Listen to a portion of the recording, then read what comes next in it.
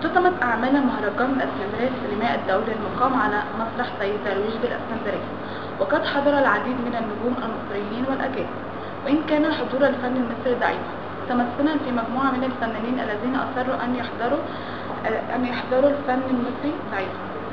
ممثلا في مجموعة من الفنانين الذي أصروا على حضور مهرجان بلدهم كالفنان صلاح السعداني والفنانة لبلبة والفنانة الشابة يسرا اللوزي، كما حضر العديد من الكتاب والصحفيين والنقاد.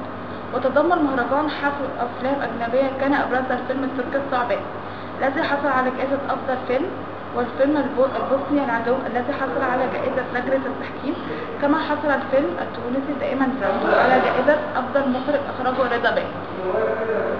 أما عن جائزة أفضل ممثلة فكانت من نصيب الفنانة المغربية جديد عن فيلم أندرو حامد دم وفحم، وجائزة تمييز التمثيل لفيلم الرحلة في بفن. أما عن الفيلم المصري بعد الطوفان فلم يحالفه الحظ بالفوز بأي جائزة، وهو ببطولة الفنانة حنان مطاوع والفنان أحمد عزمي من إخراج المخرج المبدع حازم متولي، التي ذكر في تصريحات خاصة لبرنامج الفن السابع أن المهرجان كان مميز مع غياب عدد من الفنانين المصريين عن حضور، وقد رحب بمشاركة فيلمه بعد الطوفان في المهرجان، وإن لم يحصد جوائز وعبر عن حزنه الحاد فقدان الأمن في الشارع المصري. وعند سؤاله عن رأيه في الإساءات التي تعرض لها بعض الفنانين أمثال إلهام شاهين على يد بعض الذين يطلقون على أنفسهم دعاة أمثال الشيخ عبد الله بدر، رد أن هذا تطاول مرفوض، أن الفن في مصر يحتاج إلى موافقة من جميع الفنانين. من الجدير بالذكر أن الفنان رفيق الصفوان قد غادر المهرجان على أثر أزمة قلبية وتم نقله إلى المستشفى، وأيضا غادرت الفنانة لبلبة مسرعا على أثر غلق منزلها بالقاهرة بالمياه، مما استدعى سفرها مسرعا إلى القاهرة، وغادرت المهرجان بسرعة.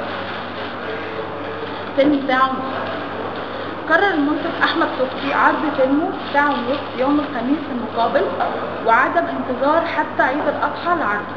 من الجدير بالذكر أن الفيلم بطولة العديد من النجوم أمثال الفنانة رجاء الجداوي وهالة فاخر وفتحي عبد الوهاب وماجد الكداوي ومحمد إمام وسليمان عيد والفنانة كريمة مختار والفنان أحمد بدر والفنانة يسرا اللوزي، ومن إخراج وائل أحسان وتأليف أحمد عبد الله. وتدور أحداث الفيلم حول حادث قطار العياط التي انشعلت فيها النيران في منطقة العياط، مع ذكر أحداث حقيقية لحكايات إنسانية لمدة ساعة ونصف.